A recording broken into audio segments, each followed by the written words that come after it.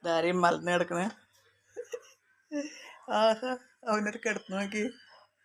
ആരാടെയും മലന്ന് കിടക്കണേ. എൻ്റെ അമ്പൂച്ചിൻ്റെ മാതിരി ഉണ്ടല്ലോ. ഉഷ്ണിച്ചിട്ട് പാടില്ലല്ലേ, ചൂടെടുത്തിട്ട് പാടില്ലല്ലേ, ചൂടെടുത്തിട്ട് പാടില്ലല്ലേ. ഇത് അമ്പൂച്ചനുള്ളോ. അമ്പൂച്ച, അമ്പൂച്ച, വാൽപ്പാ. ഇവർ തമ്മിൽ ശത്രുക്കളൊന്നും അല്ലല്ലേ. നീ ഇവൻ്റെ മോനാണോ വാലപ്പൻ?